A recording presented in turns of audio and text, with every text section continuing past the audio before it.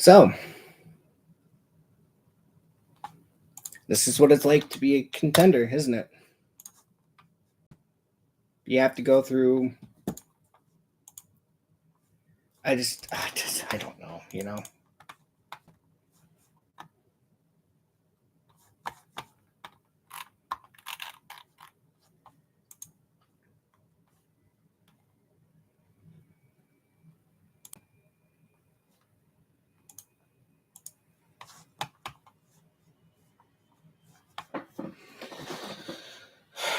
"82 games we got to go through.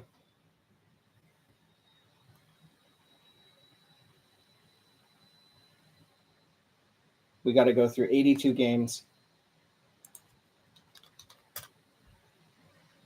to see where this team is going to play, who they're going to play, how they're going to play. And it just doesn't make it any easier. Hello, everyone. My name is Alex. I'm an Oilers fan. And welcome to Game 1 of the 2023-2024 Edmonton Oilers season. The Edmonton Oilers are in Vancouver tonight to take on the Vancouver Canucks. For the fifth straight season, the Oilers are taking on the Canucks. And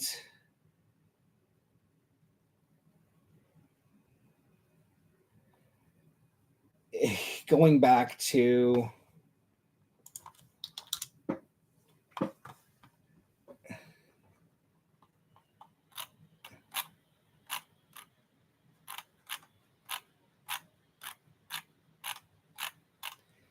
I think going back to the 2019-2020 season, I think that was when this whole thing started. And every year since then, up until this point, they've been playing in Edmonton at Rogers Place. Tonight, they're in Vancouver to take on the Canucks. And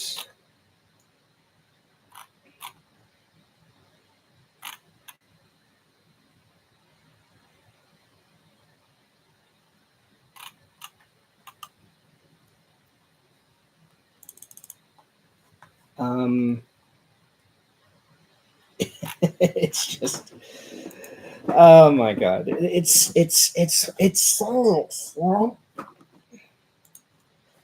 for the first time in a long time, probably since 2017, 2018, the Oilers enter the season as legit Stanley Cup contenders, and a lot of people picking them to win the Stanley Cup over Carolina, I might add. But you know, we got to play 82 games to get there. But this is when people say, "Oh, the regular season's too long." I get it, because I don't want to sit through 82 games to do what? To know what I already know, that this team is good enough to win a cup. Well, anyway, the Canucks are doing their home openers. We're going to have the player intro. So we got a lot of time to talk here before game time. So with that said, I feel like I should move my camera. With all that said, let's go through the Oilers lineup, because there have been some changes to the Oilers lineup. A couple of additions, 3 additions to the team, and 3 subtractions from the team. So let's start with the subtractions. So out, Nick Bjugstad. Now, Nick Bjugstad was acquired at the trade deadline last year to be a contributing depth forward for Edmonton in the playoffs, and he wasn't half bad in the games he played. I thought he played well. I thought he made significant contributions, but the Oilers didn't have the cap space to keep him, so he signs back with the Arizona Coyotes. Good for him. Out, Kyler Yamamoto. Now, this one I agree with to a degree. This one I agree with a little bit. Because for the most part, he really didn't do a lot for Edmonton. look, I can count on one hand the most significant thing he did last year, and that would have been the series winning goal against the LA Kings in Game 6, where he was cycling the puck with Fogle. I think it was Costin and McLeod. He goes to the top of the circle and he just fires a shot on net, and that's why they say put pucks on net, and it goes in. And it was a 4-4 tie, and he gives them a 5-4 lead. Edmonton wins that series in 6 games. And then you have the one that I really didn't like, and that would have been Klim Kostin. He was traded. Now, he was packaged with Kyler Yamamoto in a trade to Detroit. The Detroit Red Wings bought out Kyler Yamamoto's contract, and Yamamoto would end up signing with the Seattle Kraken. They would re-sign Klim Kostin, so Kostin is on Detroit. And Kostin, I didn't want to lose. Kostin was good. Contributed was a presence every game. Contributed timely goals both in the regular season and in the playoffs. And he was a guy I would have liked Edmonton to have kept, but he was demanding too much money. Again, Edmonton didn't have the cap space, so he had to get traded. Now, who's coming in? Well, the big one is Connor Brown. Connor Brown, former teammate for Connor McDavid in Erie with the Otters of the OHL. He signs a 1-year. It's a league minimum contract, but he's getting so many bonuses. He's going to end up being paid $4 million by the end of it. So it was a sneaky little way for Edmonton to get a good player for a decent contract under the salary cap. And Connor Brown, he only played 4 games last season in Washington before he got an injury. He was a teammate with Connor in Erie, which, funnily enough, he was actually Connor McDavid's captain in Erie, and Connor McDavid is his captain in Edmonton. So that's pretty funny. You have a guy has been described as Zach Hyman light. And if he plays anything like Zach Hyman, which he does, because I've seen him, that's a very good thing for Edmonton. And then you have the second addition that came in was Ben Gleason. Now, he was not drafted by Edmonton. He was not a draft pick. He was signed as a free agent, but I thought he looked very good in preseason. I think he definitely deserved a shot with the team on opening night, but they couldn't keep him because of injury problems, so he got sent down to the Bakersfield Condors. And then we have the next one, which was sorry, did I say Ben Gleason first or Lane Peterson? Hold on, let me go back and check here. I forget.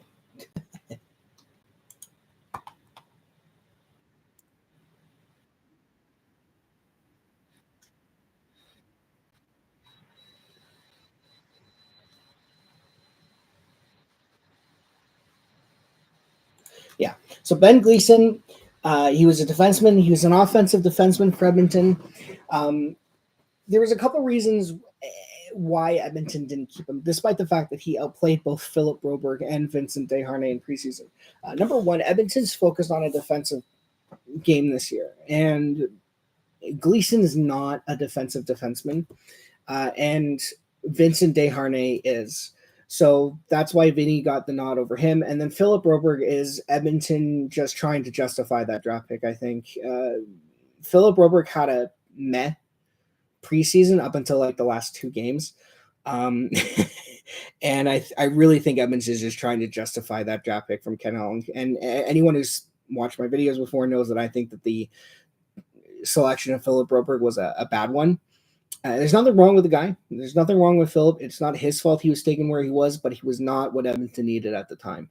And I think that's a whiff of a draft pick. I think that was a missed draft pick by Edmonton. And so they are.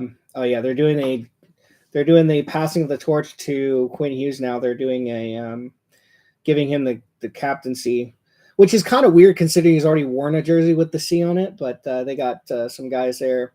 Smill, I don't know who that is. Henrik Sedin is there. They're basically just former captains from Canucks history. Henrik Sedin, you know what? As much as we like to laugh at Henrik and Daniel for how they played, they were a great duo, and I really wish I could have seen them win a cup. They were a couple of players who deserved it. Anyway, so Ben Gleason now plays Broberg and Desharnais, but they're the ones that are on opening night because of injuries. And then finally, we have Lane Peterson, again, signed as a free agent, fourth line center potential role. He did not get it, even though he had a decent preseason, scored a couple of clutch goals in preseason for Edmonton. But again, injury problems do cost Edmonton the ability to put them in the lineup. So with that being said, let's get to the lineup here we go. So injury problems, Edmonton is running 11 forwards and 6 defensemen. Matthias Ekholm is not playing tonight. So here are the lineups. Connor McDavid with Evander Kane and Connor Brown. That is the top line for Edmonton that they ran in preseason with great success. Second line is Leon Draisaitl between Nugent Hopkins and Zach Hyman. And here's what I like about that top 6 from Edmonton as the Oilers come out onto the ice here. Because what I like about this top 6 from Edmonton, you have 2 guys on your top 2 lines who are elite centers in the National Hockey League, who are studs, who would be a first-line center on, well, one guy would be a first-line center on every other NHL team in the National Hockey League. Another guy would be a first-line center on, like, I would say more than half of the league, who are scoring goals, who can do everything a defense or a centerman needs to do: score, hit, defend, whatever. You have 2 guys in Connor Brown and Zach Hyman who play every game like it's their last, who play every game like they've been told, if you do not play well, you're getting sent down. And then you have 2 guys in Evander Kane and a Nugent Hopkins who aren't the same player, but they each offer their unique skill set. Evander Kane, good shooter, physical guy, knows how to get in other people's faces, kind of stir up kind of create a brouhaha on the ice, and brings a lot of swagger to Edmonton. And you get Nugent Hopkins, who had 100 points last year, actually 104. And he, very underrated player for most of his career, good two-way guy and stuff like that. Bottom 6, you have Dylan Holloway with Ryan McLeod and Warren Foegele. This is a line that we figured was going to be starting opening night. We would have liked to have seen Raphael Lavoie there. Lavoie had a great preseason, a great camp, but again, he didn't make the cut because of injury problems. And then your other 2 forwards are Matthias Janmark and Derek Ryan, so they're going to be rotating with one of McDavid, Draisaitl, or McLeod. Defensively, like I said, no Matthias Ekholm. I got to rush through this because they're doing the anthem now. No Matthias Ekholm. So you have Nurse, Bouchard, Kulak, Ceci, Broberg, Desharnais, and Jack Campbell, who had a phenomenal preseason. 3 games played, 1 goal against per average. That means he gave up 1 goal in each game, and they weren't against AHL rosters either. Each team he faced iced an NHL lineup, and he only gave up 1 goal, a .971 save percentage in 3 preseason games. He earned the start tonight, and he's your starting goaltender for the Edmonton Oilers. The Edmonton Oilers looking to get to a great start. Again, they were the last couple seasons, they were 7-3 and 9-1. So they have some things to go on here. So here we go. So yeah.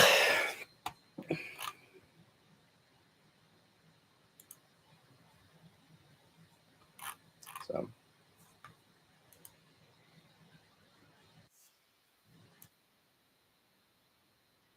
that was an odd rendition of. Anyway, so here we go.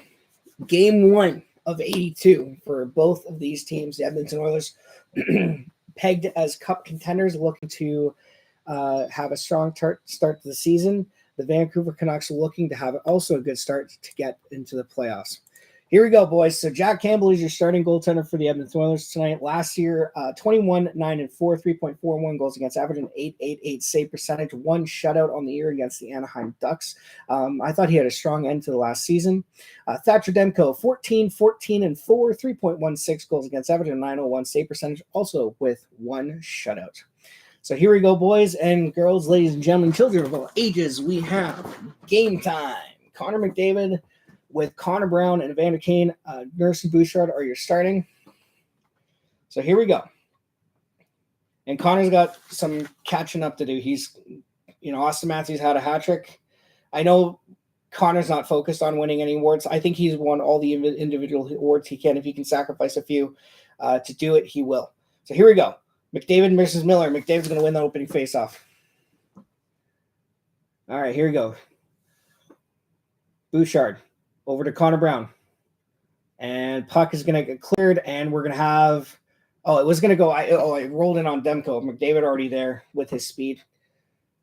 All right, here comes the Canucks. JT Miller tries to get it in, can't get it past Evan Bouchard.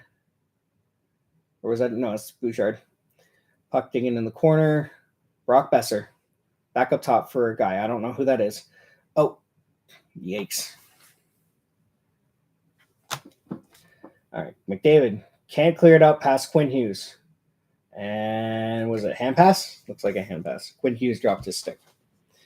So I didn't say this in the intro because I didn't get to it. I kind of started it late.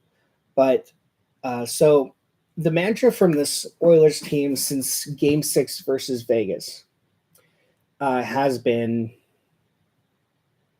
cup or bust. They feel like, as Ian Cole sends the puck down deep behind the Oilers net, they feel like they've had enough playoff losses. Here comes Draisaitl over to Nuge. Nuge can't get it past Tyler Myers, but he still has the puck. They feel like they've had enough playoff losses that they're on the cusp, and I agree, but I know they're not going to win the cup this year. So realistic expectations for this club, third round appearance with some wins. Anything less than that, you have failed in a season. Here we go. Is that Fogle? What do we got? Shot. Who was that? Was that Warren Fogle? Can't tell. No, that's Brett Kulak. Oh, Kulak jumping up on the rush there. Good for him. Yeah, he was injured as well for preseason. I think he missed all the preseason games, but he's here in opening lineup. Here goes McLeod. Ryan McLeod dances his way in. McLeod goes behind the net. Up top. For Philip Broberg, he takes a shot. Yeah, Broberg has to play well if this is to work. McLeod. Fogle tries to send it out up front, but it's intercepted by the Canucks. Edmonton leading the shot clock 3-0 right now. Desharnais.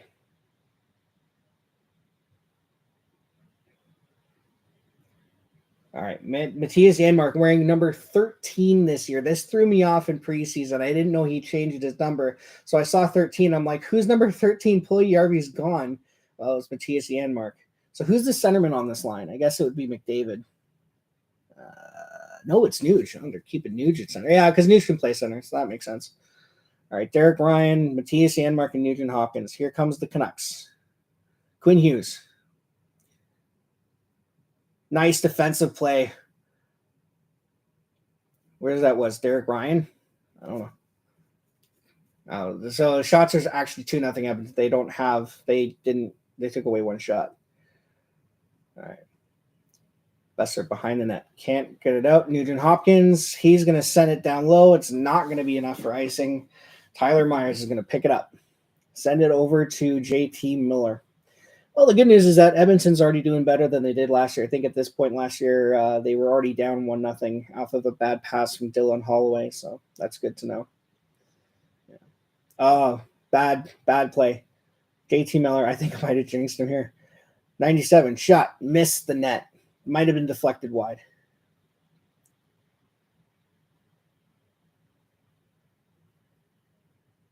Edmonton's changed up their defensive style, apparently. They're now going to employ the same kind of defense that the Golden Knights used against them. Here we go. Connor drops it for Brown. Shot. Saved by Demko. Rebound. Kane can't get it. Brown behind for the net for Evander Kane. Evander Kane. Oh, tries to Brown just missed that. This top line's got great chemistry already. Desharnais. Draisaitl. Backhand pass. Can't get it out. Canucks shot. Saved by Jack Campbell.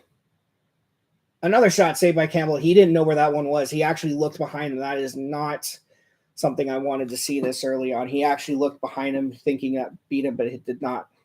Oh, we got to fight. We got to fight. We got, who is that? Desharnais? Vincent Desharnais against, I don't know who that is. Number 81. Oh, nice takedown, Desharnais. Desharnais with the takedown. Good for him.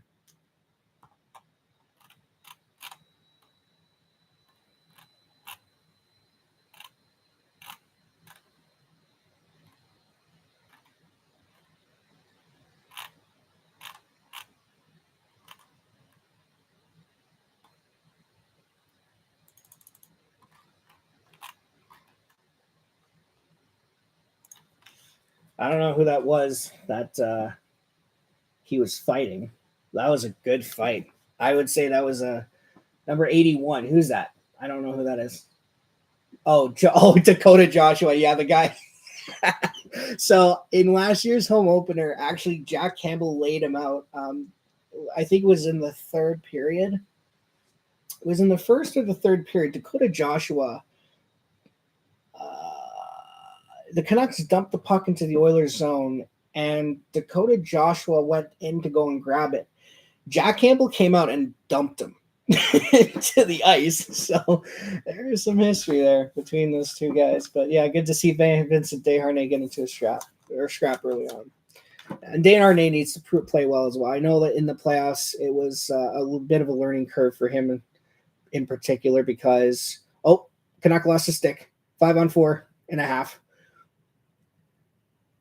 Hyman, Draisaitl, backhand. Desharnais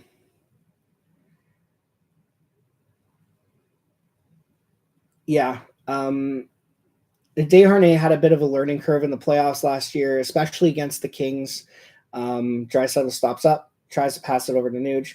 It was one of those things where, he made a few mistakes. Particularly in game 3. Oh, what do we got? We got a power play? Yep, Tyler Myers gets a delay of game call, and the most lethal power play in NHL history is going to get his first opportunity of the season here. That's right. The Edmonton Oilers finished last season 32.4% on the power play, which according to league history is the most effective power play since the stat started being tracked since like 1970 or something. So Tyler Myers, delay of game, puck over glass, and the Edmonton Oilers have a chance to take the 1-0 lead early on. Now, the power play in preseason, a lot of passing. I feel like they forgot that they can shoot. So let's hope they remember their, But it was preseason. They probably weren't even trying very hard. This is the real stuff now. All right, Draisaitl wins the opening faceoff. And Bouchard. McDavid. Connor. Down low for Hyman. Connor. Back to Nugent Hopkins. Down low for Draisaitl. Leon. Protects that puck. Back to Bouchard. All right, Bouchard. Nugent Hopkins. Bouchard. Connor. Draisaitl. Leon. Looking, waiting. Tries to pass it over to McDavid, but it's deflected away with the stick of a Canuck, and they send it down the ice. 40 seconds gone by in the power play. Shots are 42 in favor of the Edmonton Oilers. Bouchard. Come on, dude. This is why you got to stop the drop passes on the power play.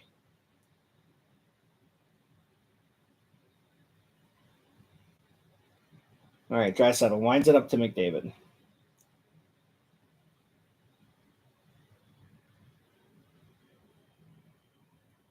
Oh, Connor just missed Hyman. Back to the backdoor tap in if he gets that to Hyman.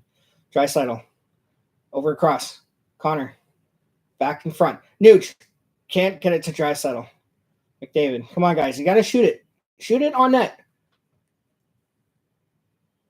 Connor with the toe drag. Can't get the shot off. 28 seconds left in the power play. Bouchard. Nuge. Shot. Missed the net. Draisaitl. Back to Bouchard. Bouchard, come on. Connor. Cross to Nuge, but it's going to get tipped and cleared by the Canucks. And that's going to do it for the first unit. 10 seconds left in the power play. Power play is over. And no shots. Edmonton needs to shoot that puck. McLeod, my bad. Ryan McLeod. Back to the point. CC. Wines. Fires. Missed the net. Nurse. Wines. Or sends it in front. Can't get through traffic. Miller. Besser can't get past Warren Fogle. And here it goes. What we got? Warren Fogle? Shot missed. Or saved by Demko, maybe. Fogle. Gets taken down. No penalty. Not that I would expect it.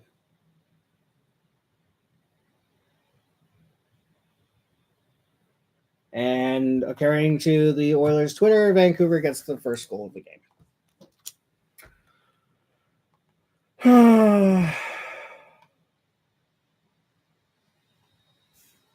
What do we got? Peterson. Oh, that was a bad. Who was that? Number 8. Connor Garland.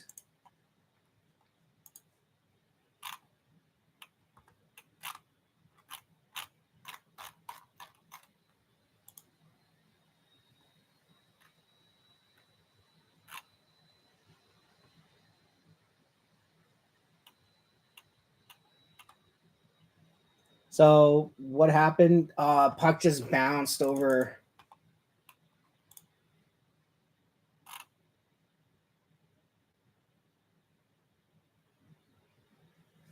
So the puck, Pedersen, Kulak just didn't get it in time, and Connor Garland tipped it past Jack Campbell. Nothing you can do on that.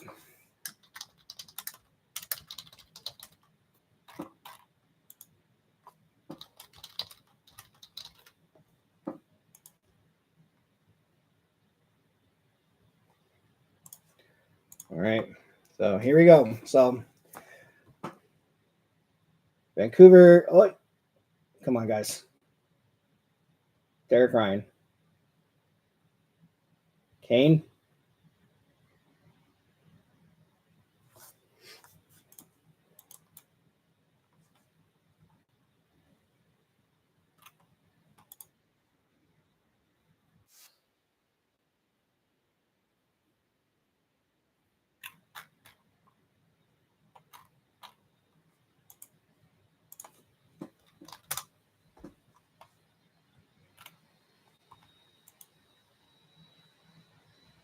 Bouchard. Over to McDavid. Come on, guys.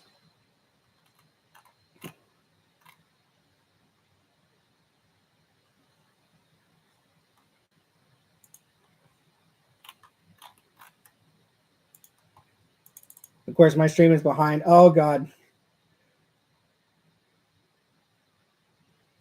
All right, Fogle, behind the net. Bouchard. Sitting, waiting. Gives it off to Nurse. Yeah, this pairing is being pushed by Edmonton a lot. They really want Philip Broberg to be playing with Nurse with a bad pass. Garland. Shot. What a save by Soup. Connor Garland trying to find Andrei Kuzmenko backdoor, and Jack Campbell just sticks out his left pad.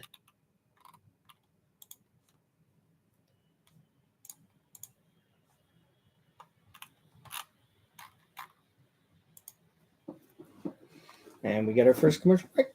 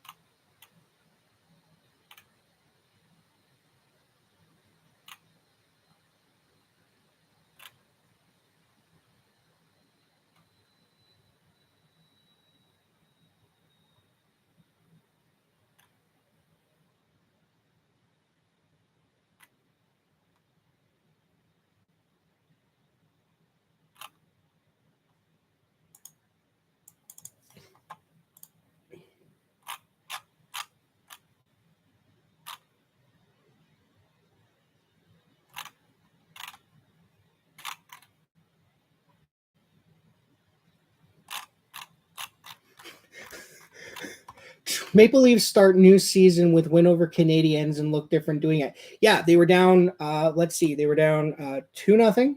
Should have been down 3-0, but they were down 2-0 and 5-3 at one point. Yeah, congratulations. Yeah, you look different.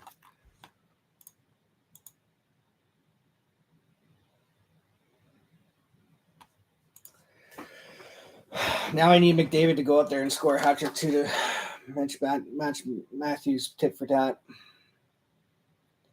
All right. CC at the line. Draisaitl. And that's going to be offside.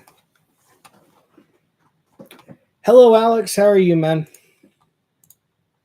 Thanks for joining the stream and watching me comment on hockey. If you got any hockey questions, let me know, and I will do my best to answer them for you. If you think like predictions or anything like that, let me know, and I can do.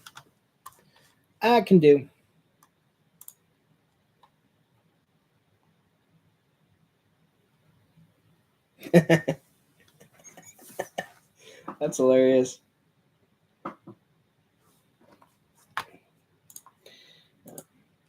And anyone who's watching, if you're wondering why I don't have the game so you guys can see like what Sportsnet did when Dangle was there, 2 reasons. Number 1, I don't know how to do that. Number 2, I think that's technically illegal.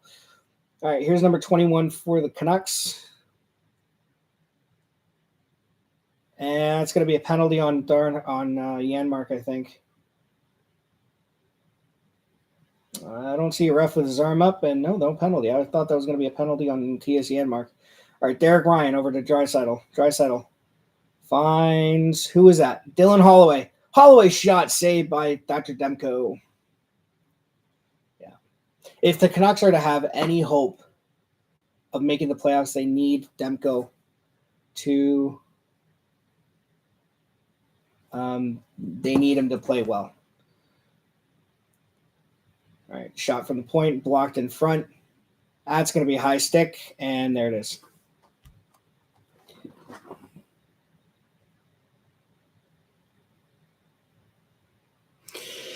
It's possible. I remember a few years ago, would have been the 17, it would have been the 2017-2018 season.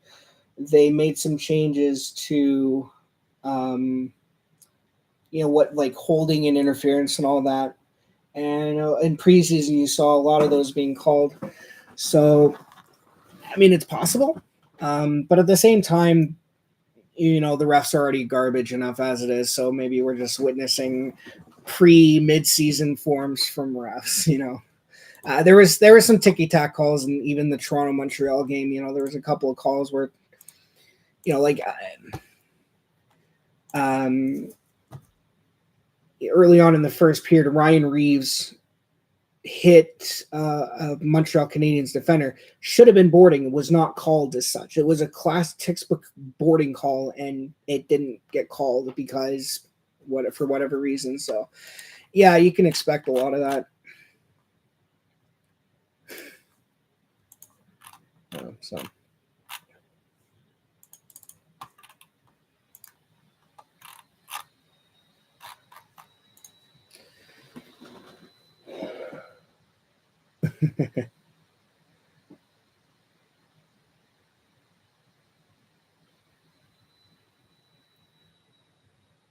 Yeah, I'm watching a wrestling ad because Lord knows I want to watch wrestling. So I will say this: Edmonton's down 1-0, which is fine. It happens. You're not going to shut out every opponent every game, but they 2-0 Vancouver. I hate that I'm getting the notifications from the Oilers before the game is actually showing me. All right, how does this go in?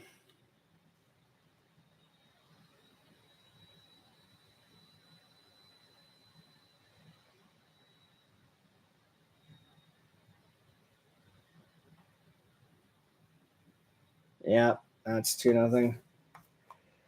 Who is it? Besser or Miller?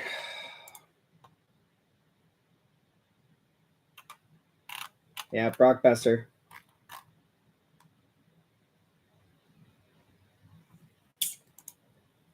Well, you know what? If they get one more here in the first period, I'm going to turn this thing off and I'm actually going to do something else. I got to work tomorrow at 6:30. I do not want to be up any more than I have to.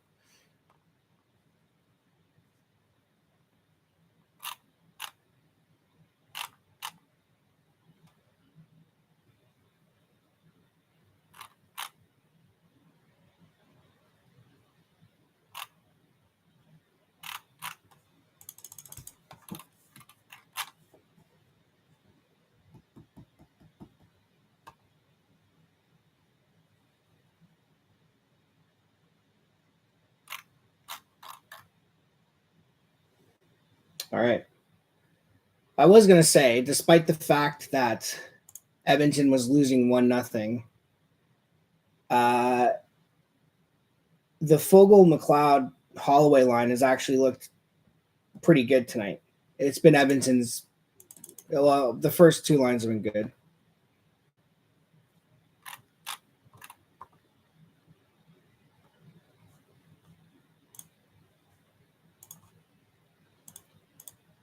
Yeah, that was a giveaway in the corner.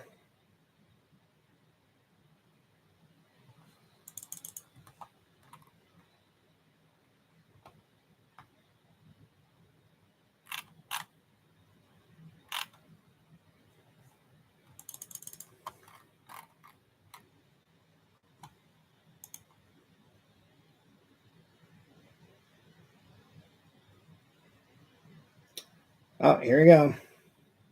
Well, I haven't gotten a notification that it's 3-0 yet, so.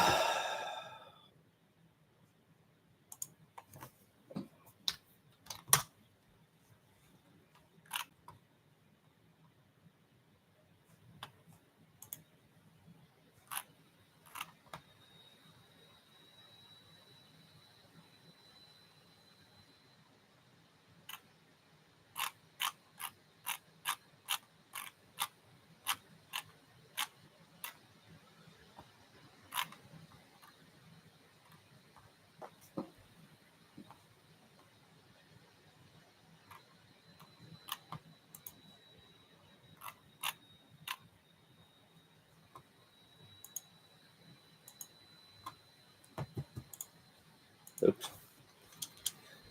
Oh, boy.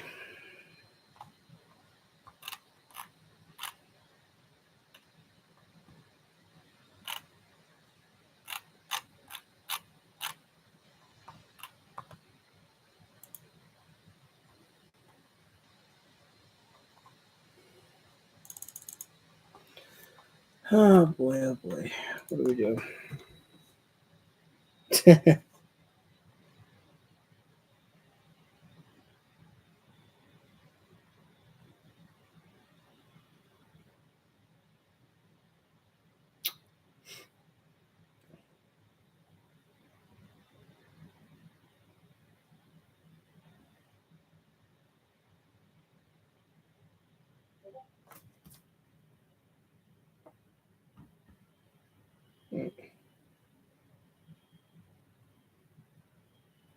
So Edmonton's going to go on the PK here. They just took a penalty. That's beautiful.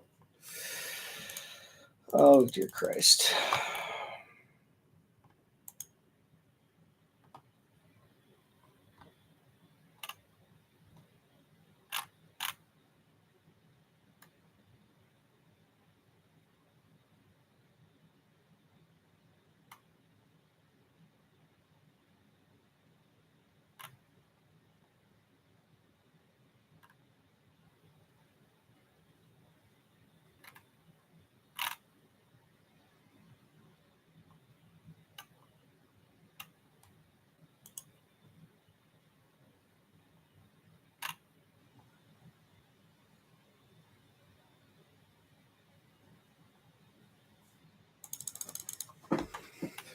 Ay, ay, ay.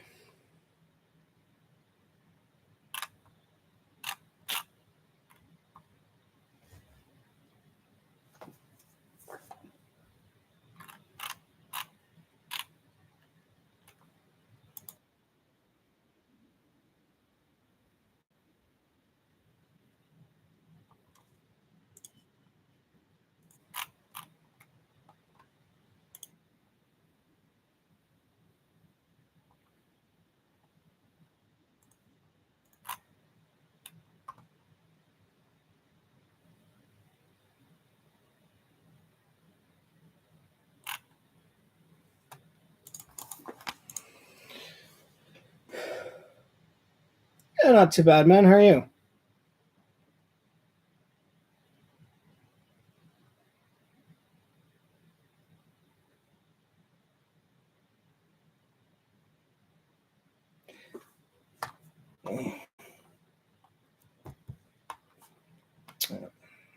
A shot at Ken Holland and Jeff Jackson.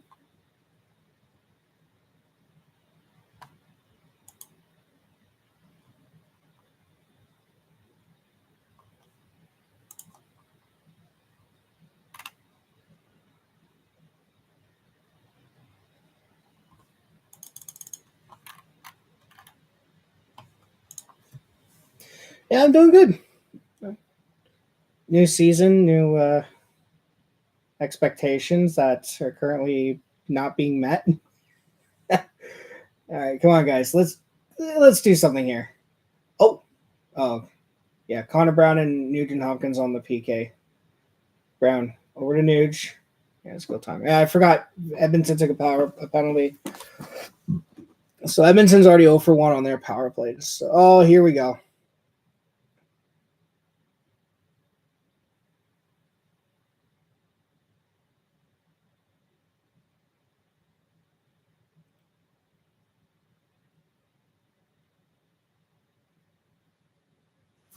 I swear to God.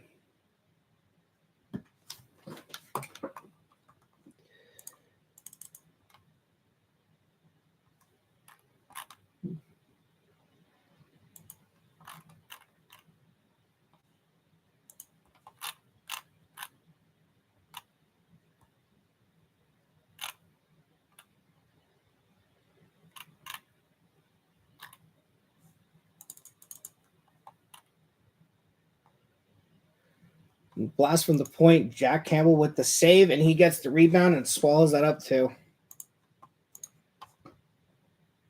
I did, and it's all right, I guess. I don't know. I think we just got all. I don't know. I don't want to talk about the Leafs. Fucking, they had no right winning that game tonight. None. They were down 2-0. Should have been down 3-0. Down 5-3. Of course, now that Austin Matthews gets a hat trick on opening night, we got to hear about Leafs net gushing over him like he's the second coming of Jesus Christ.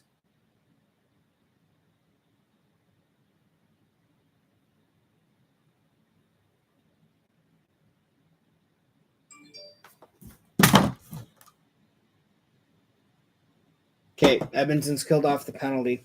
I don't get this. Maybe if I stop. Hold on, boys. I got to put the stream back because I'm getting notifications before things happen, and I don't like that. Usually it happens as I'm seeing it. That's still not happening. Okay. Yeah, they're certainly missing Ekholm out there, aren't they? Hopefully it's not. I mean, look, it's the first. Look, I don't want to make excuses. They should be better than what they are. Right. Again, the whole mantra for this season is cup or bust, defense, defense, defense. And so far, they're not doing it. But they are missing Ekholm. And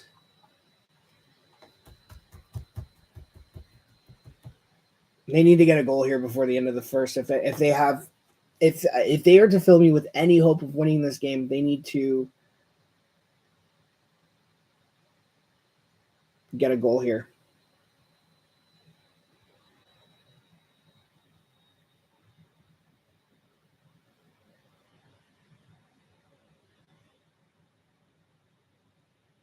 Bouchard. Draisaitl. JT Miller. Shot saved by Campbell. Good rebound. Another save by Campbell. Yeah, it does say it is satisfying to say Clefbaum. It does. I will say this: Edmonton's missing him too. I never thought, everyone. It's amazing how much he put everyone in the right place on the defensive side of the game. With him in the lineup, everyone was slotted in where they should have been.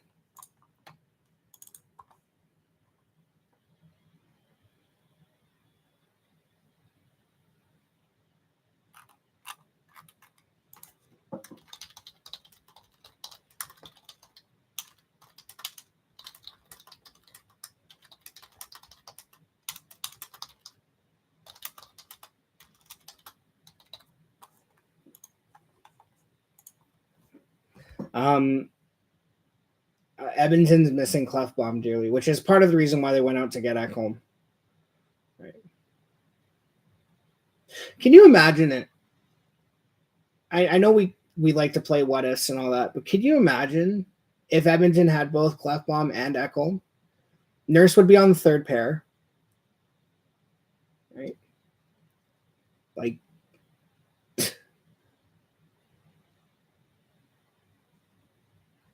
I don't know. It's there. You pretends to dream, and part of the reason why, yeah, exactly. Well, he was so good, right? Offensively and defensively. Him being injured was part of the reason why Adam Larson left. So I think if Clefbaum's healthy, Larson stays, right? Like, imagine our top four is Nurse, is Clefbaum, Larson, Ekholm, Bouchard, Nurse, and the third guy can be whoever, the last guy could be whoever you would want, right? Like, that would be insane. But then you wouldn't have room for Brown or Kane. Edmonton's going on the power play here, it looks like. You wouldn't have room for like Kane or Brown or anything like that. So it would be very,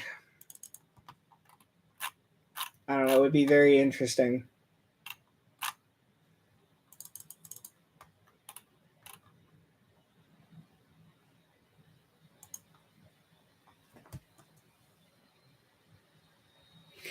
Well, I don't look. Here's the thing about goalies. Goalies are, and I know I play goalie myself. Goalies are voodoo. They are completely voodoo, and they are dependent on the team in front of them. Because if you don't have a good team, you're not going to have a good goalie. And there's only so much a good goalie can do on a bad team. And the best example I can provide of this, Carey Price.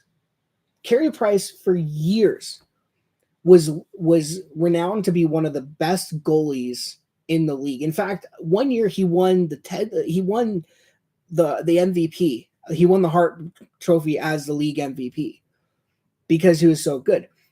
But his problem was he's on a bad team in Montreal. And yeah, okay, he made the Stanley Cup final in 2021 with the Habs, but when you have a bad team, you're going to have a bad goalie. And so a lot of goalies are dependent on the team in front of them. Another good example I can provide of like a bad goalie, Tim Thomas.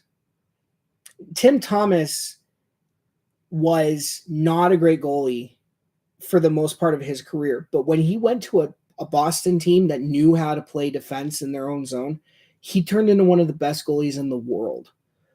Marty Brodeur is another guy. Now, there are some exceptions. There are goalies in the league who can single-handedly win you games. Vasilevsky, Saros, Hellebuck, Sorokin. Those are, like, to quote from an Oilers fan, unless you have a goalie named Connor Hellebuck, UC Saros, Ilya Sorokin, Igor Shesterkin, you're not going to don't give him anything more than a 3-year contract because you don't know what you're going to get. Another good example, Jacob Markstrom. Jacob Markstrom 2 years ago was one of the best goalies in the league. He had like a .920 save percentage. Actually, you know what? I can bring up his stats because the first period is over. The Oilers are down 2-0 to the Vancouver Canucks. But they are on the power play to start the second. Markstrom. So here's an example of how a team can impact goaltending. In the 2021-2022 season, Jacob Markstrom had a 2.22 goals against average. He had a .922 save percentage, 9 shutouts. Now, is that an indication of how good Markstrom is or how good the Flames played? Because the year after that, he dropped from a .922 to an .892.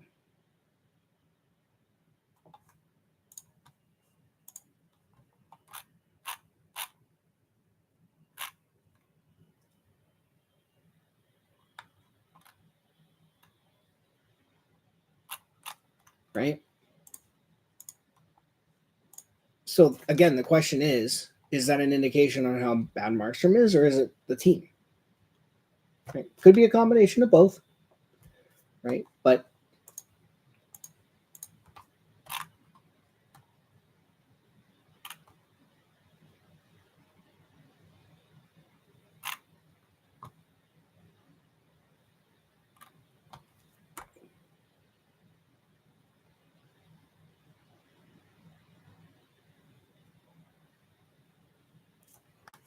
so, but yes, a bit more stable goaltending would be welcome, right?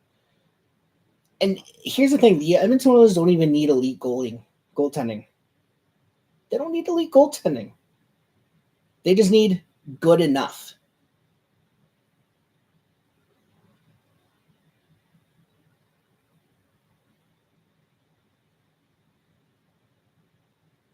So, anyway, first period is over.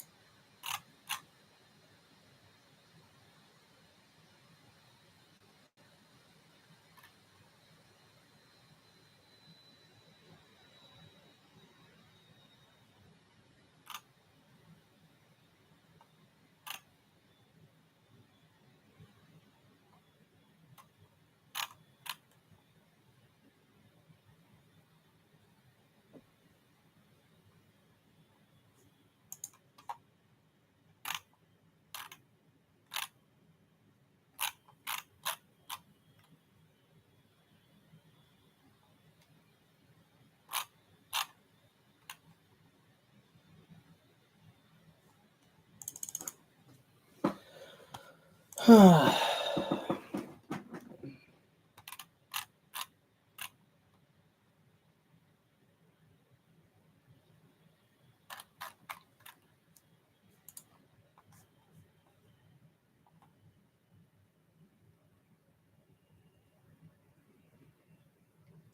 no, I agree.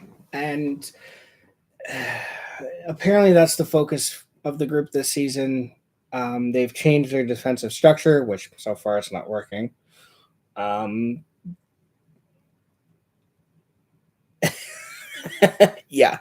I agree. They wait till they're like, okay, we need to get our shit together. Whether it be a game or something like I remember even last year, their wake up call came against the LA Kings, a game they lost 6-3. They didn't score any power play goals. All of their goals came 5-on-5, and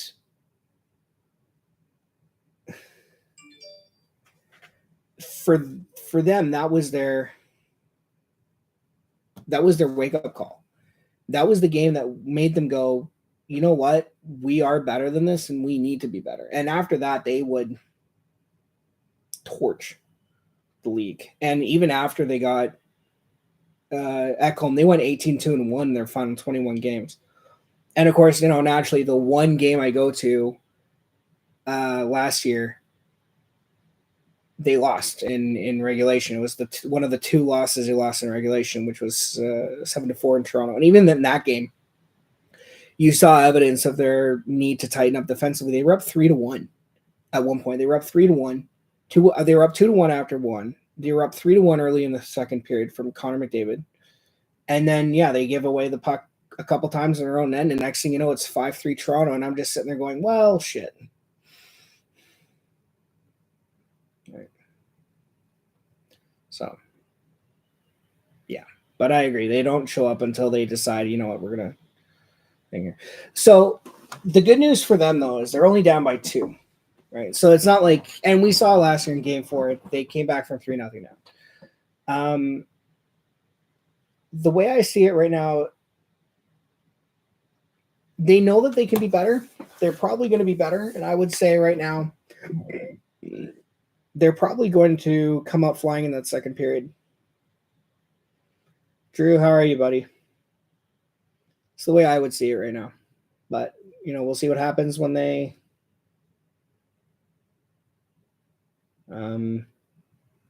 we'll see what happens. But they got to come up flying in a second. As some guy pointed out, they look hesitant.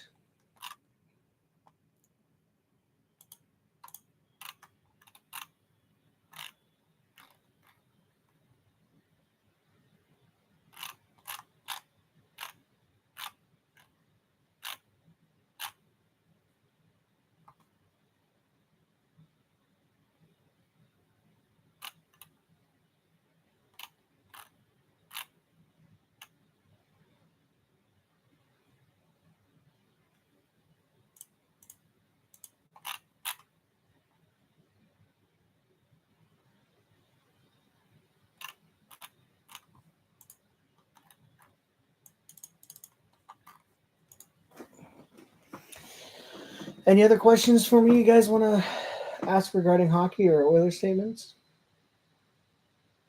Let me know. Yeah, we could. Ideally, I would have loved to have seen the Holloway, McLeod, Lavoie line to start. I thought Raphael Lavoie had a great preseason. I thought he didn't score a lot, but I thought he played well. He definitely played well enough to earn a spot on opening lineup.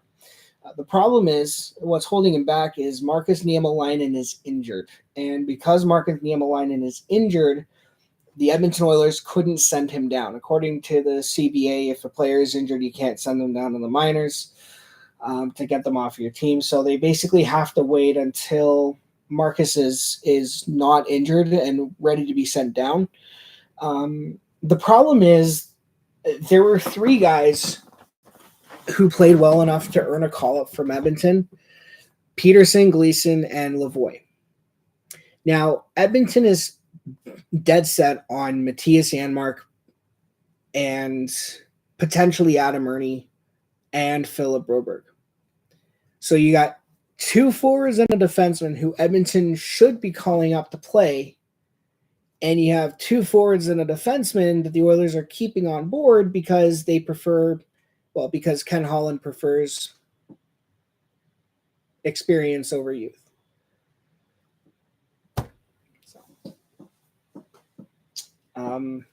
So eventually I would like to see a Lavoie, McLeod, Holloway line. But even right now, the Holloway, McLeod, Fogle line has been Edmonton's best forward line out in this game so far. And, you definitely want to see a kid line out there because they have energy. They go out there and they play like there's no care in the world. And they can provide good energy. They can score you a couple good goals and stuff like that. So, so to answer your question, yes, I think we could at some point down the road. And I think one point or another, Lane Peterson or Raphael Lavoie are your first call-ups that Edmonton's going to make if there's an injury at some point. So, but like I said, even right now, the Holloway, McLeod, Fogle line has been Edmonton's best forward line in this game. They're the only ones who actually bothered to show up so far.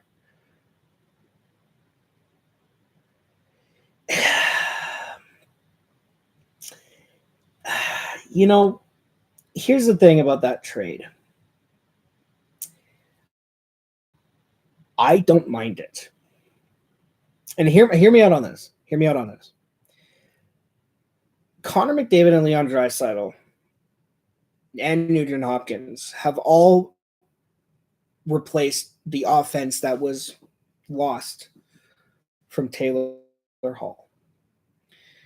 And to put this trade into perspective, I'm reminded of quotes from Nick Kypreos pre-2016-2017 season. It was a couple weeks before the season started when the trade was made. And this was before that season where Edmonton made the playoffs.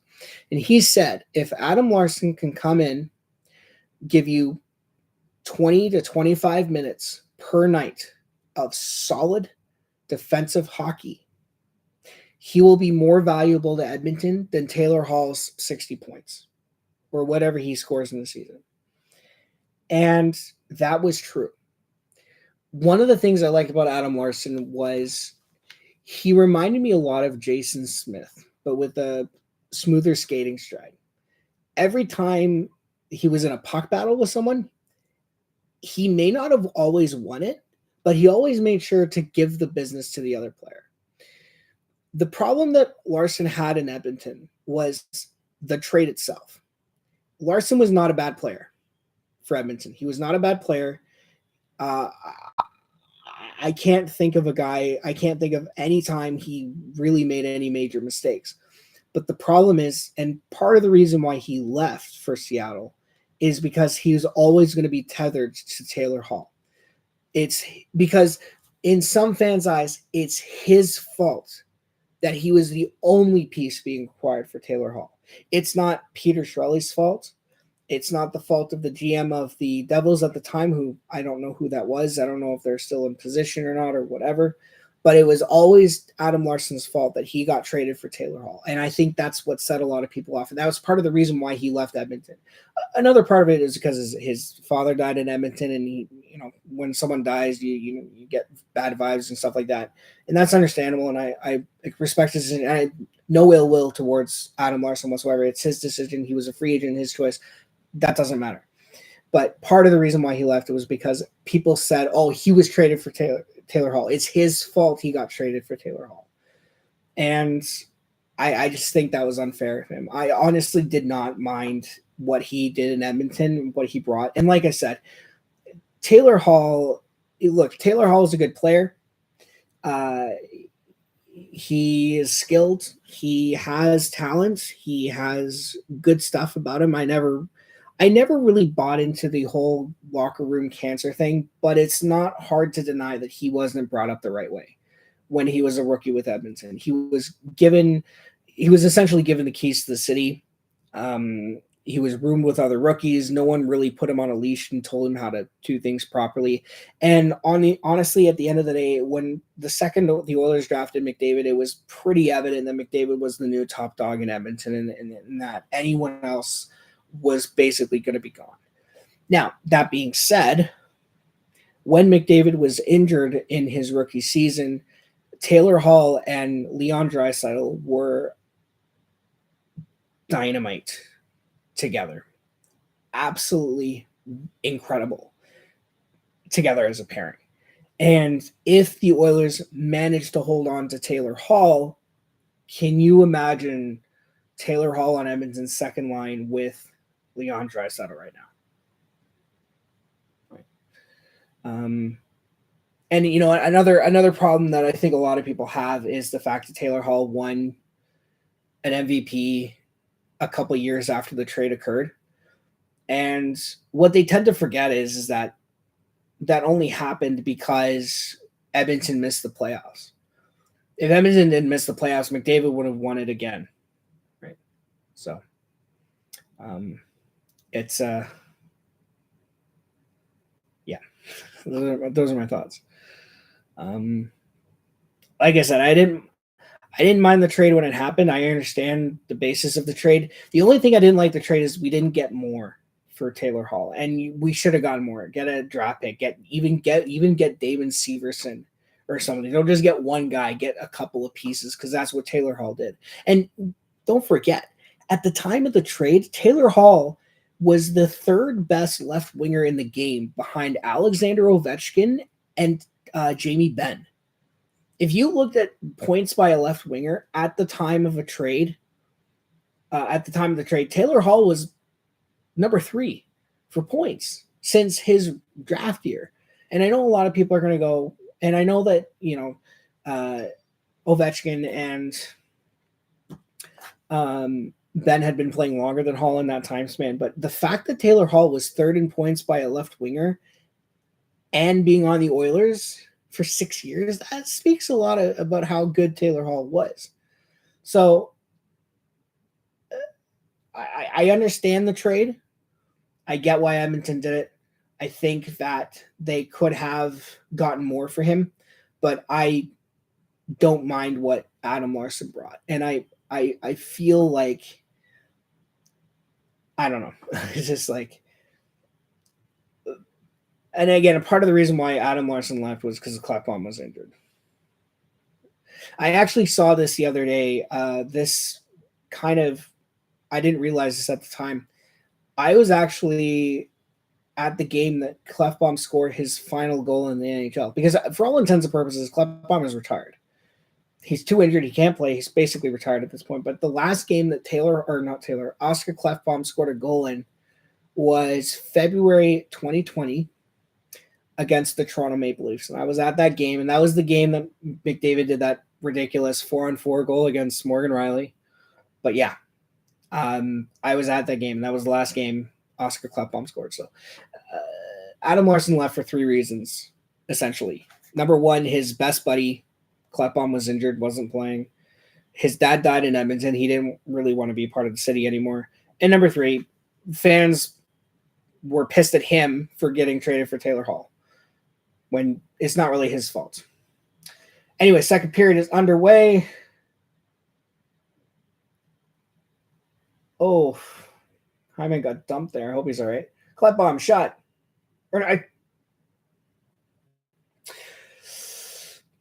Not really, no. I miss Klim Kostin. That's who I miss. I don't really miss Yamamoto. I'm going to be honest here. Yamamoto, I can count on one hand the most noteworthy thing Yamamoto did last season, which was score the series-winning goal against the Kings. That's it. Yeah, he scored over 10 goals. But other than that, not much. I miss Klim Kostin more. I really would have liked Edmonton to have retained Klim Kostin. I know why they couldn't. He was demanding too much money.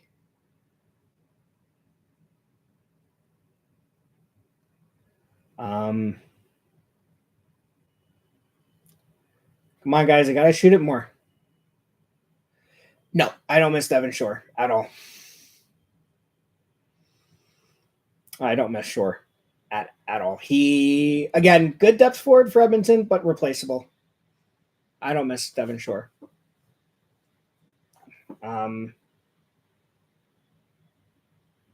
You know who I miss, though? I miss Talbot.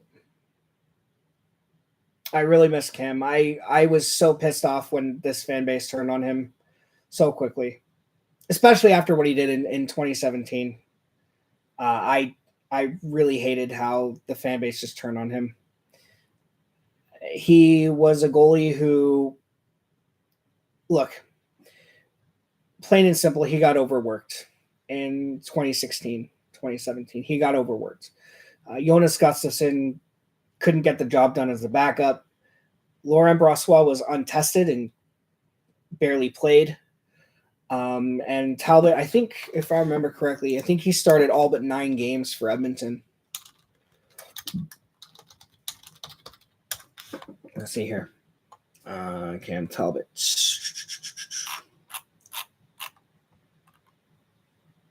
Yeah. Oh, my freaking God. He started 73 games in 2016, 2017. He started 73 out of 82. And then the next year, he started 67. That's a lot of... Oh, and that's not including... And 13 playoff games.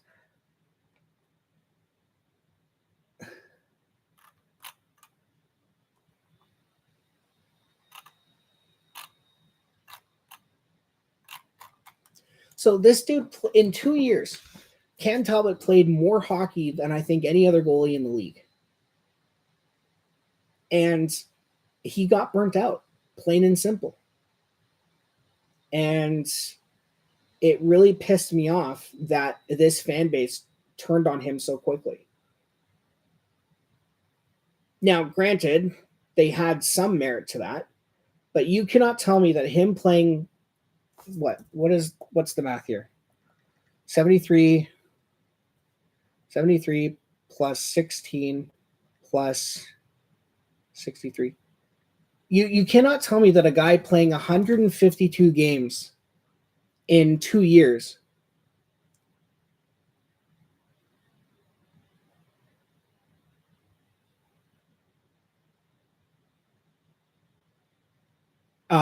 in what role?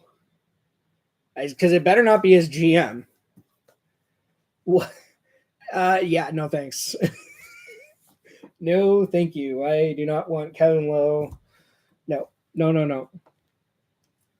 Unless we're getting 80s Kevin Lowe on the blue line, no.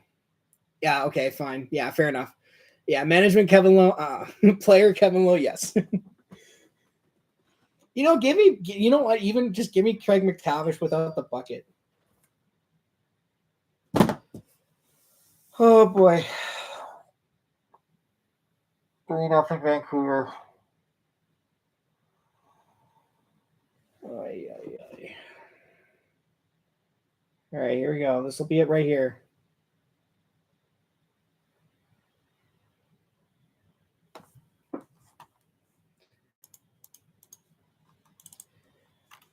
Oh boy.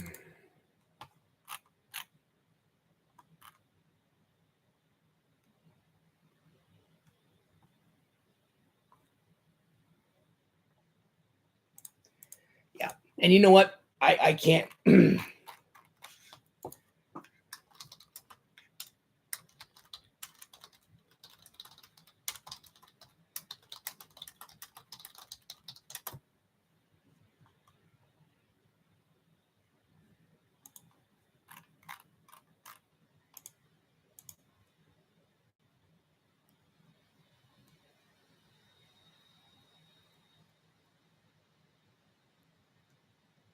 Yeah. Well, yeah, no, I know. And I am finding it. I do not see how you can blame Campbell at any point.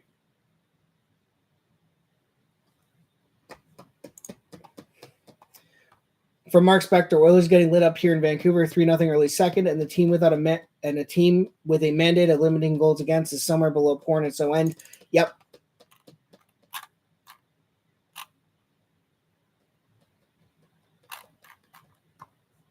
You know, yeah. And you know what? There is no excuse. None. I don't care if it's the first game of the season. This is unacceptable. Unacceptable.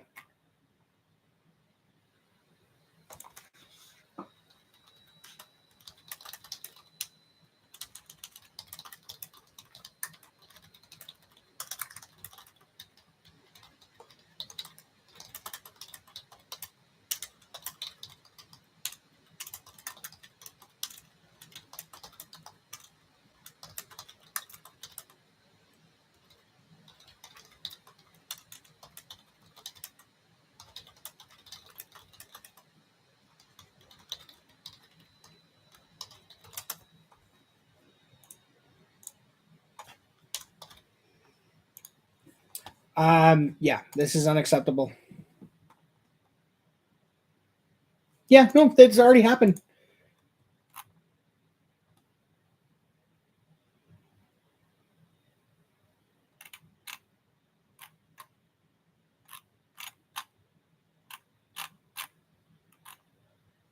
Actually, you know what? No.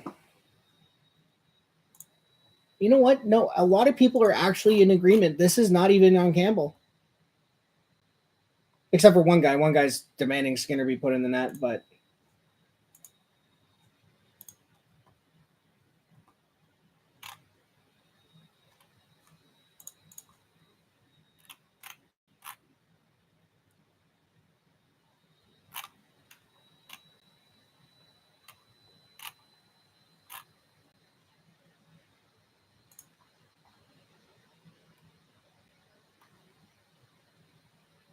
we got a penalty shot.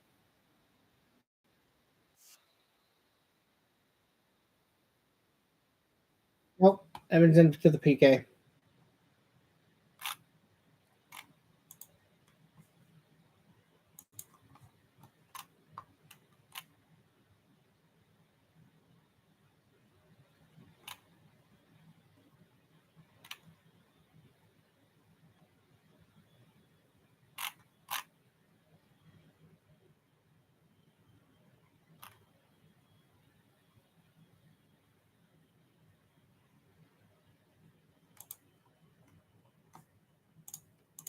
The only saving grace.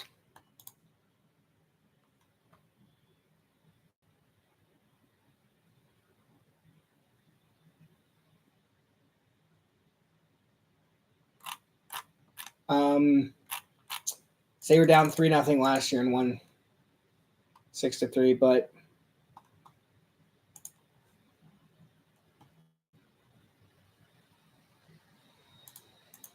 I'm checking Twitter right now, dude, and most everyone is in agreement that this is not on Jack Campbell. It's just the team has not shown up.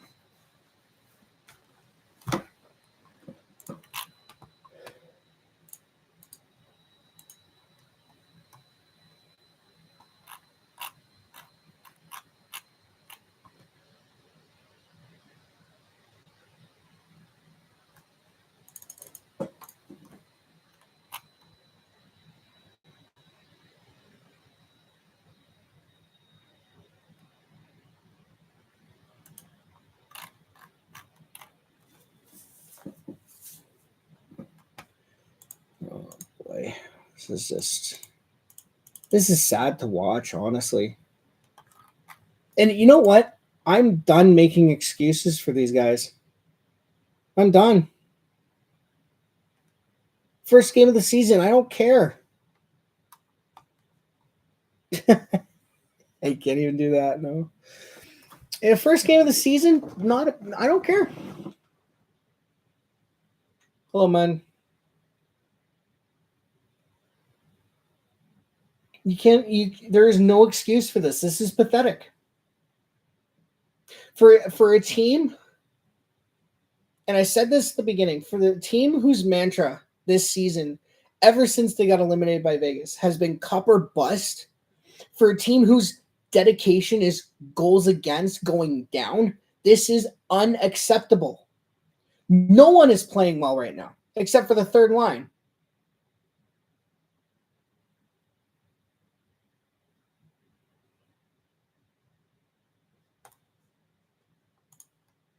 should turn off the streaming and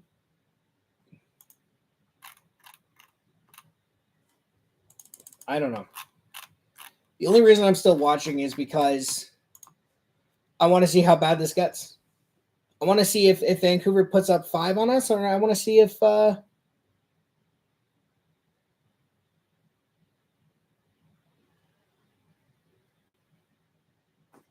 not even the Oilers notification got that one out. All right, cool. Oh, there it is.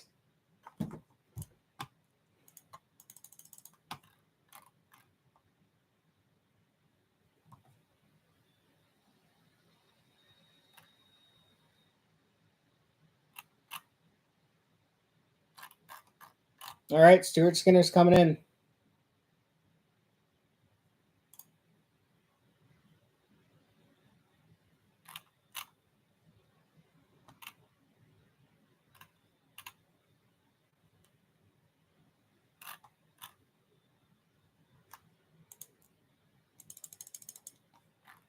Brock Besser with the hat trick.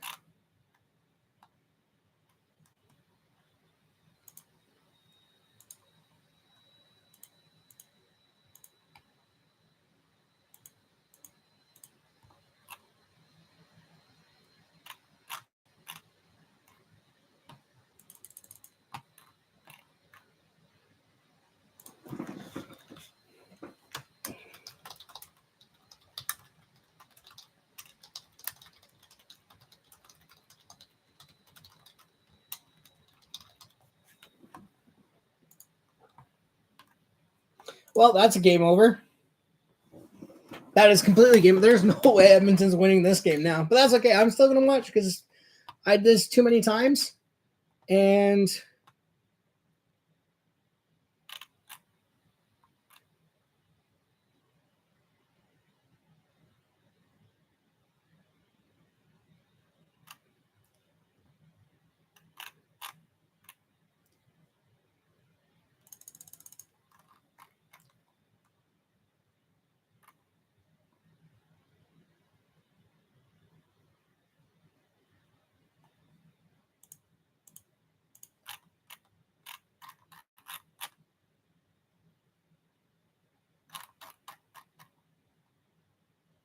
one goal every 4 shots for Vancouver.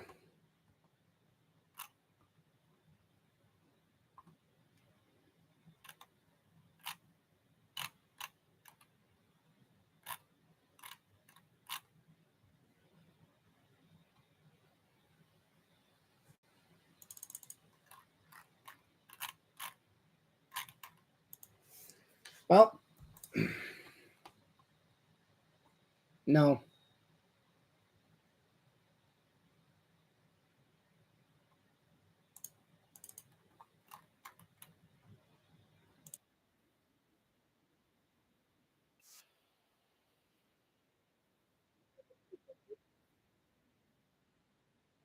Oh, that is completely unfortunate for Campbell anyway.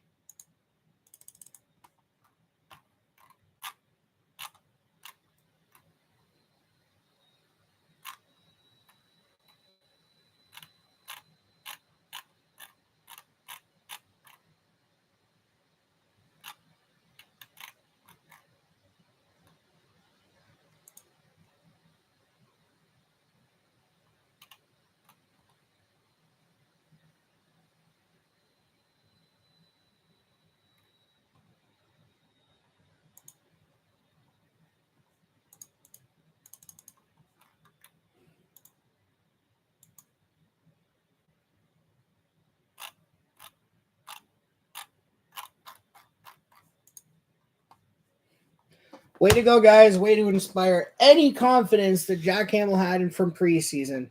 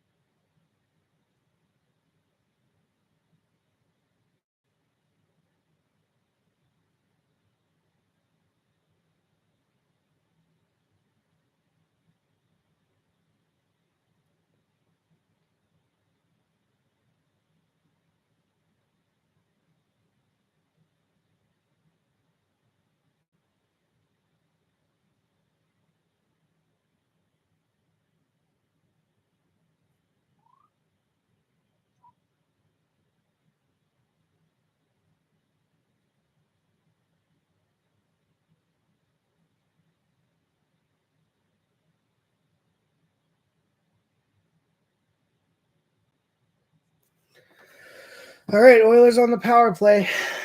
What do we got? McDavid, Bouchard. Puck is loose. McDavid, Bouchard, Connor.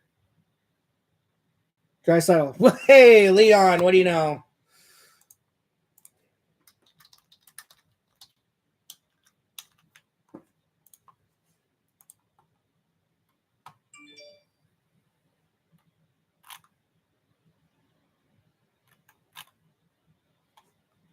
So Leon Draisaitl scores the first goal. And of course, it's a power play. Okay, now they need... Fuck this team, man.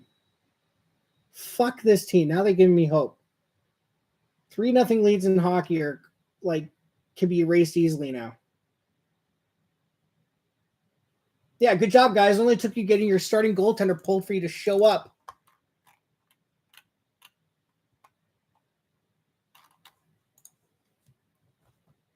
Although, wouldn't it be funny? Wouldn't it be funny? I think it'd be funny. Wouldn't it be funny if we came back and won? Come on. I don't. I'm not listening to the broadcast. I don't have this volume on because I don't want to get confused with my commentary. So I don't even know why there was a penalty. So, but let's see if they do something with this. Mind you, you know what? It's not like, here I am saying it's unacceptable, and now I'm about to make an excuse. It's not the end of the world if they lose this game. It's just not a great start. But they can get it back if they win on Saturday.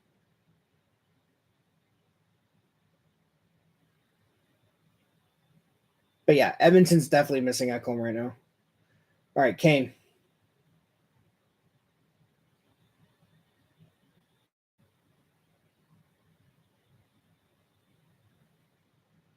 Come on, guys, get in there.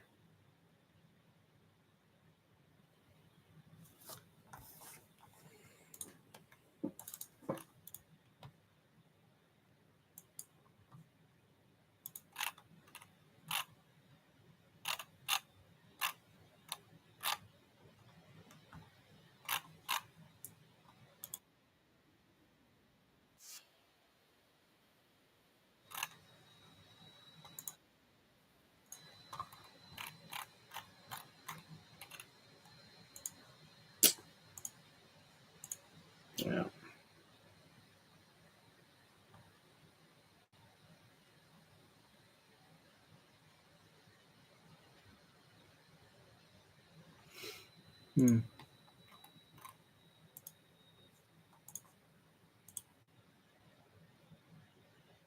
Yeah. I mean, that was a good response shift from Edmonton. I can't deny it. Maybe a bit of an energy shift. If they can, I don't know. It's hard to call. I feel like they should have just not scored. Because here's my concern. My concern is that they're going to be like last year. Oh, we can just outscore our mistakes. We can outscore everything. No, you cannot.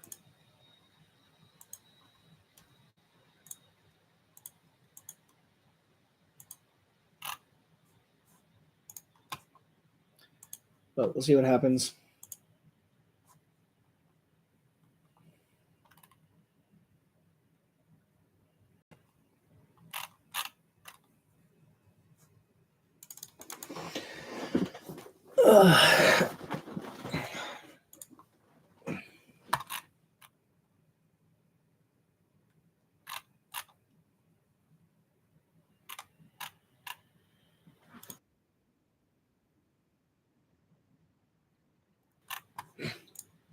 But that's the problem.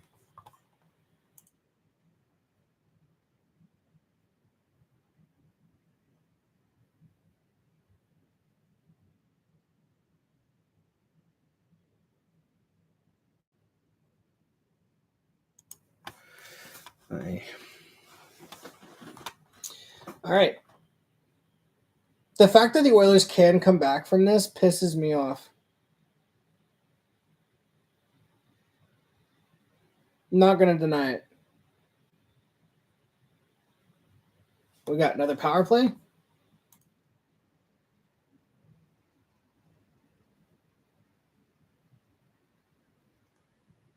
Fuck off. All right, well, get scored on again, guys. Please, that'd be much appreciated.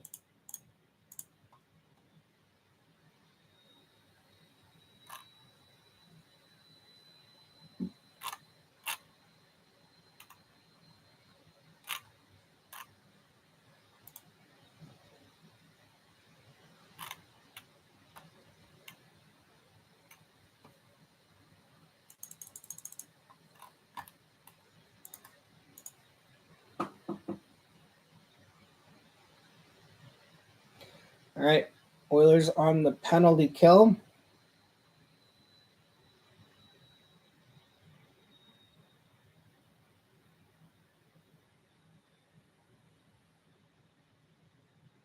Hughes, Besser, Kuzmenko.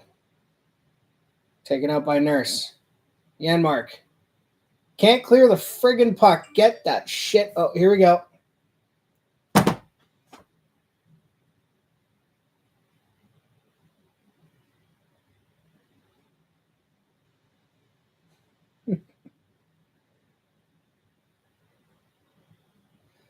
Have a go, boys. Have a go.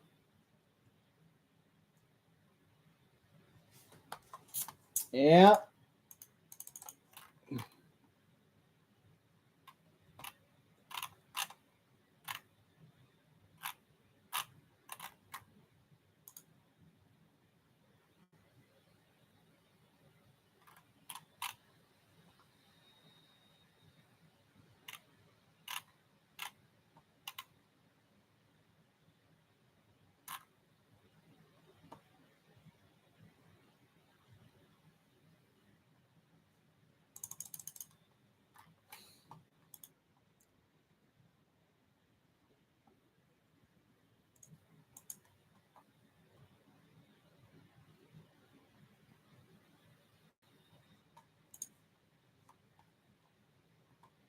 Yep.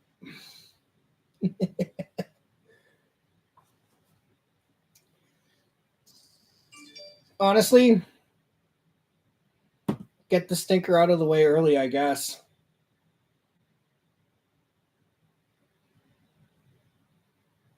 This is painful to watch at best. It's almost as if the goalies aren't the problem tonight.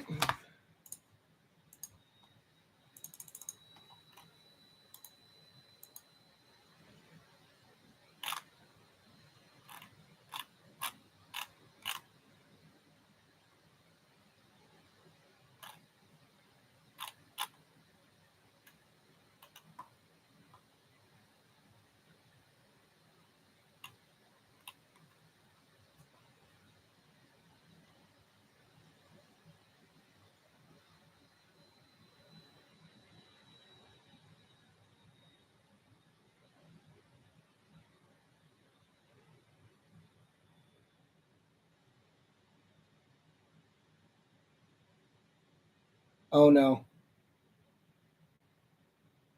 Did they score again? Nope.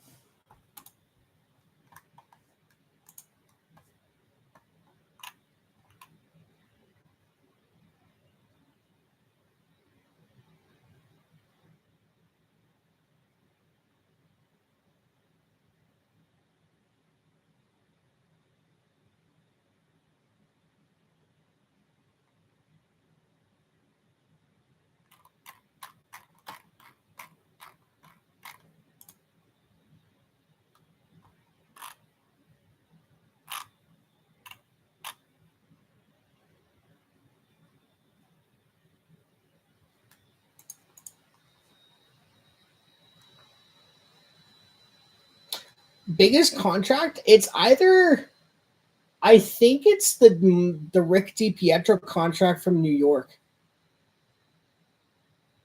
It's got to be that one.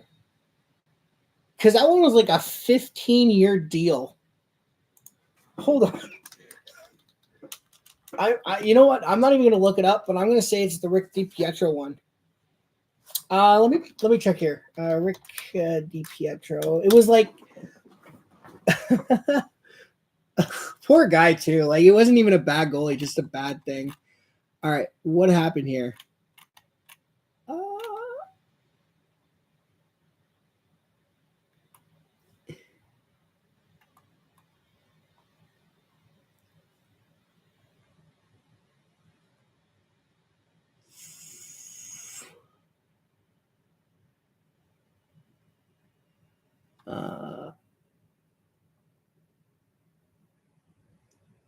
Yeah, the dude was injured.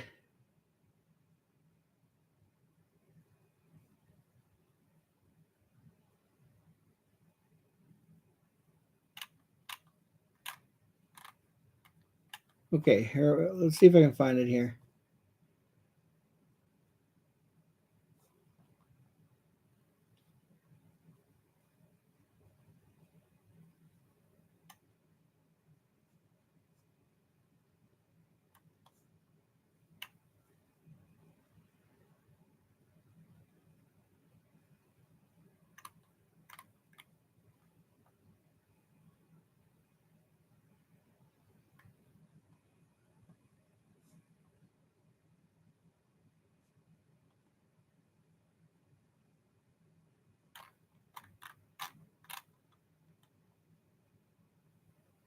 Oh my god.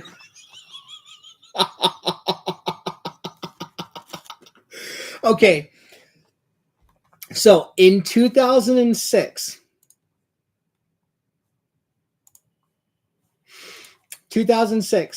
the Islanders signed him to a 15-year, $67.5 million contract. Now, here's the real kicker. They bought him out, right? They bought him out, and he will continue to get paid $1.5 million by the Islanders until 2028.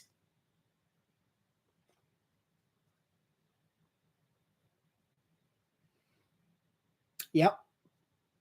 15 years.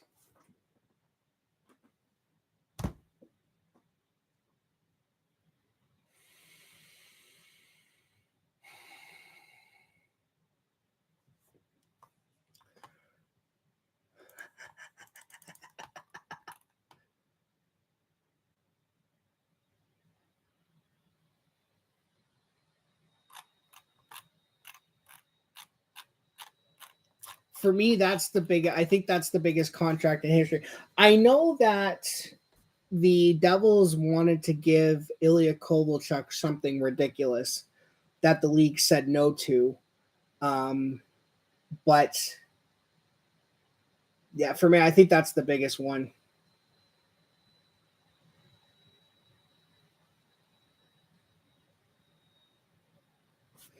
So.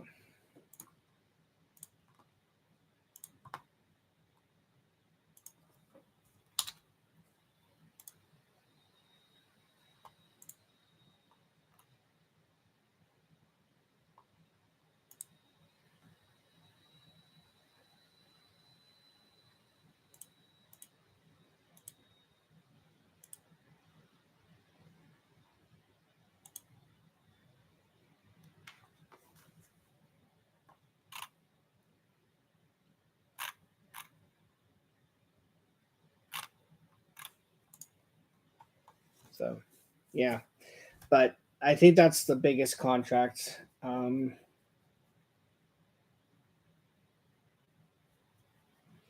I've seen.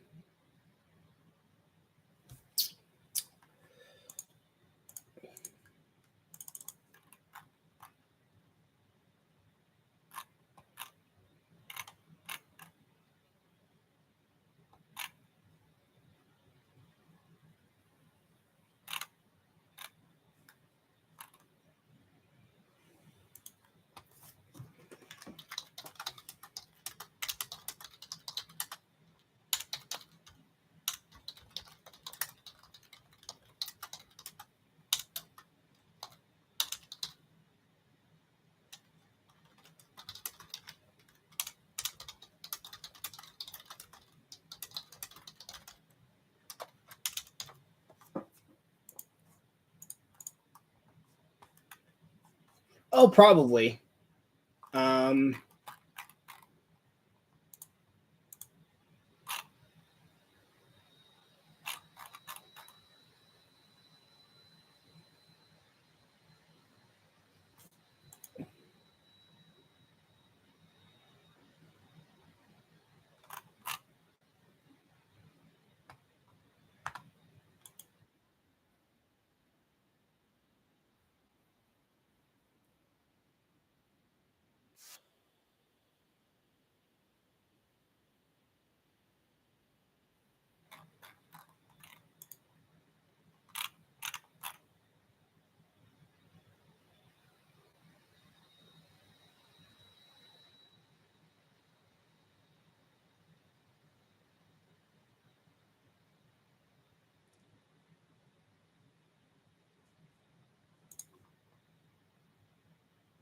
wow, really? Wow. Okay. So that, yeah, that would make sense.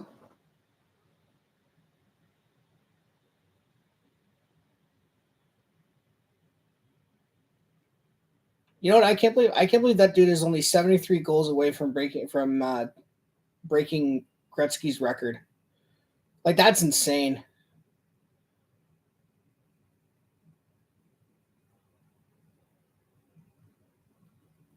Oh, I believe it. I believe soccer money. A soccer player, I think a like a even in basketball, like a replacement level player gets paid the same amount as like a superstar in the National Hockey League.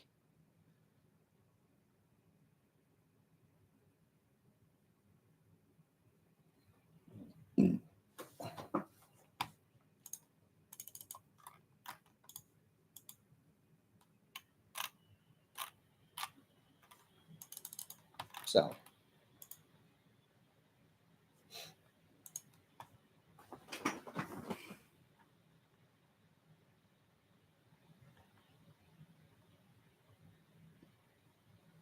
you know,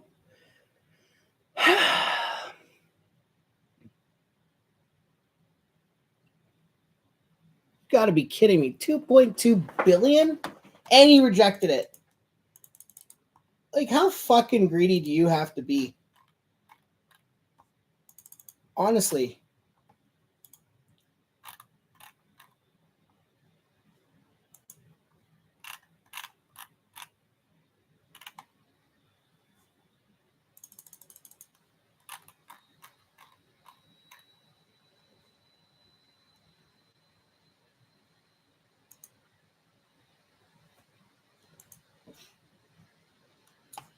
So I think what's going to happen here, guys, is because of my work commitments tomorrow and the fact that this is an unwinnable game. I think after the end of the second period, I'm going to give my final thoughts on the game, and I'm going to cut the stream short because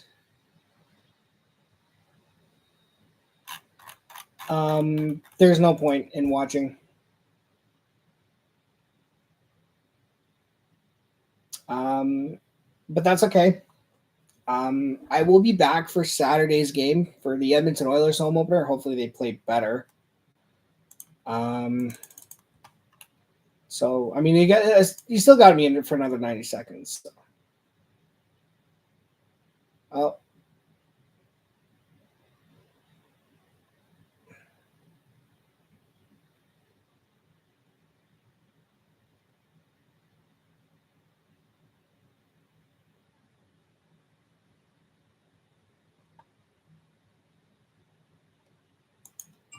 no.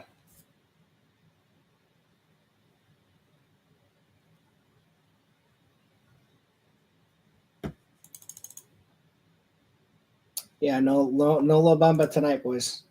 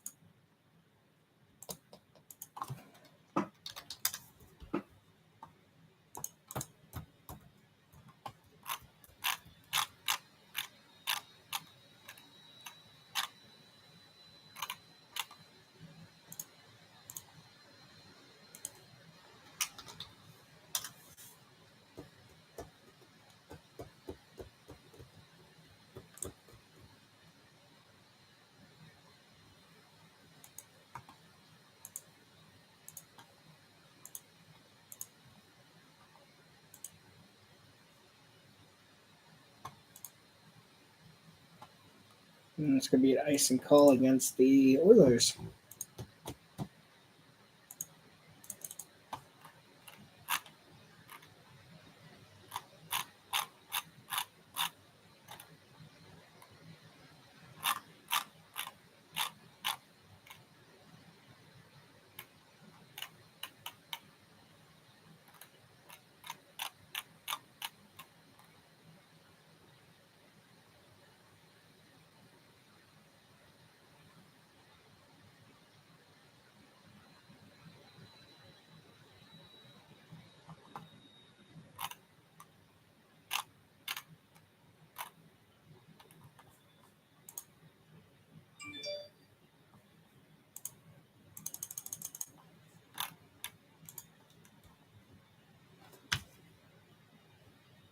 Yep.